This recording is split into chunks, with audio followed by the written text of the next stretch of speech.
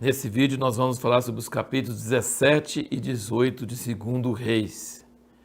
O capítulo 17 de 2 Reis é muito importante, fundamental. É uma declaração, um texto profético no meio de um texto histórico, porque explica tudo o que aconteceu com Israel até essa data. Por quê? Porque é justamente nessa data, nesse capítulo, que vai falar sobre o cativeiro de Israel, o reino do norte, que foi levado cativo para a Síria. O rei da Síria invadiu Israel, tirou o povo de Israel de sua terra e trouxe outros povos e colocou na terra de Israel. E deu origem aos samaritanos, que existiam no tempo de Jesus. Samaritanos vêm da capital de Israel do norte, que era Samaria, que era a capital do reino do norte. E o capítulo 17 tem um texto profético que mostra como Israel foi sendo castigado por Deus progressivamente durante a sua história toda, por séculos, até chegar nesse desfecho final que foi o seu cativeiro. O cumprimento daquilo que Moisés tinha profetizado em Levítico e Deuteronômio, que se eles não seguissem a lei de Deus, iriam ser levados no fim para o cativeiro, iam ser tirados da terra prometida, iam ser expulsos da sua terra. E aqui explica que a idolatria, os bezerros de ouro de Jeroboão e toda essa coisa toda, e foi progredindo, piorando cada vez mais, até levar, no versículo 15 do capítulo 17, fala o seguinte: rejeitaram os seus estatutos, seu pacto que fizeram com os pais deles, como também as advertências que lhes fizera, seguiram a vaidade, tornaram-se vãos, como também seguiram as nações que estavam ao redor deles, a respeito das quais o Senhor lhes tinha ordenado que não as imitassem. E deixando todos os mandamentos do Senhor seu Deus, fizeram para si 2 bezerros de fundição e ainda uma azera, adoraram todo o exército do céu e serviram a Baal.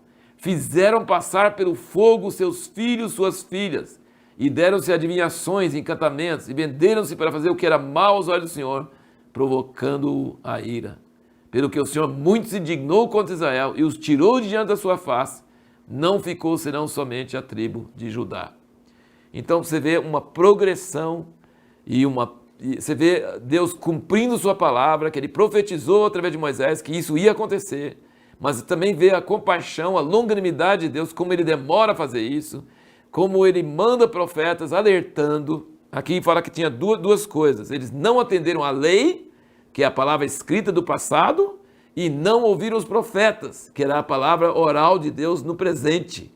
E os profetas não acrescentaram a lei, mas os profetas rogavam ao povo para voltar à lei. Deus tem a sua palavra escrita, que é coisa do passado, e ele tem a sua palavra do presente, que são pessoas vivas, atuais, que chegam e suplicam e falam, e são a voz de Deus para que o povo se volte a ele. E você vê que a coisa vai piorando, começando com idolatria, com bezerros, mas depois vai para adivinhações e encantamentos. Isso é feitiçaria, isso é espiritismo. E depois termina com sacrificar os filhos.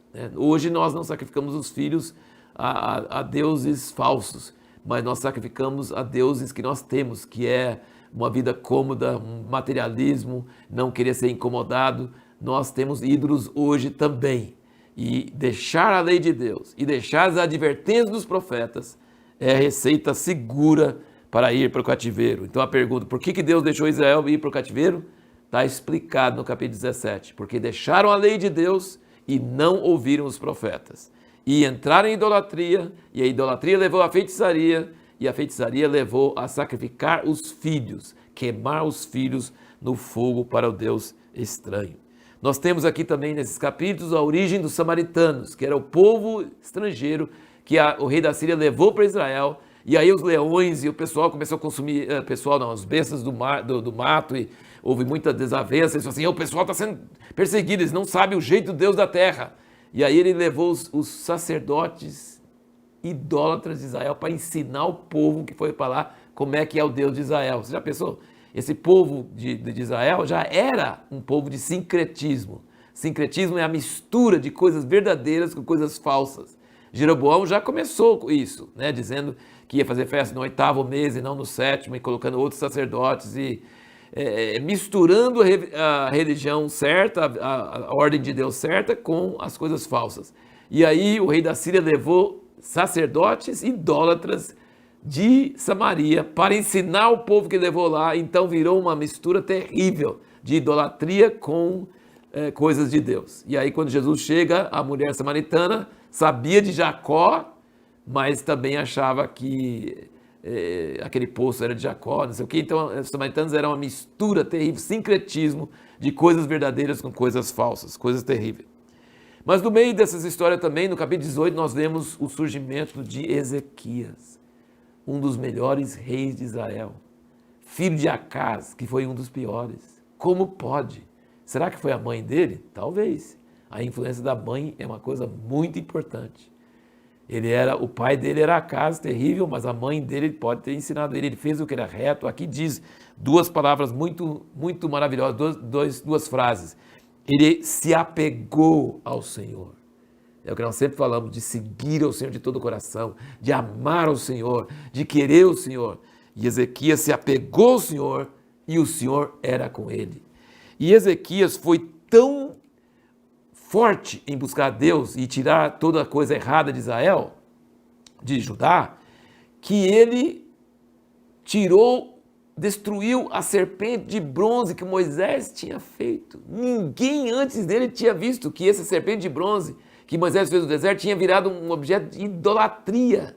E ele teve coragem de destruir esse objeto antigo que se tornou um objeto de idolatria.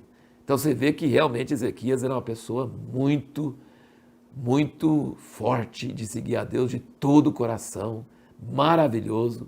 E ele ficou tão famoso que o rei da Síria mandou o general contra ele, e o general já sabia que Ezequias tinha destruído todos os lugares altos e tinha falado, vocês vão adorar só em um lugar. Ele tinha acabado com toda aquela divisão louca e tinha um lugar só no templo.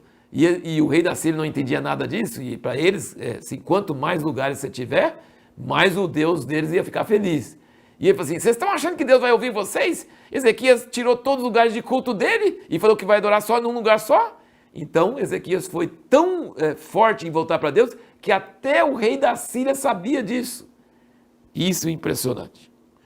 E mesmo na época de juízo, que Deus está trazendo juízo que vem dele, quando o objeto, o veículo que ele está usando para trazer juízo se torna arrogante, blasfemo, Deus fica irado. Ele está querendo trazer juízo sobre Israel, mas aquele país, como o rei da Síria, fala assim, seu Deus não está com nada, eu já acabei com tantos países e todos os deuses deles não fizeram nada, eu vou acabar com vocês também, não tem nada a ver. Isso levanta a ira de Deus na hora. Nós vamos ver isso nos próximos capítulos. E a pergunta que nós queremos responder no próximo vídeo seria o seguinte, o que seria um bom modelo para seguirmos em oração?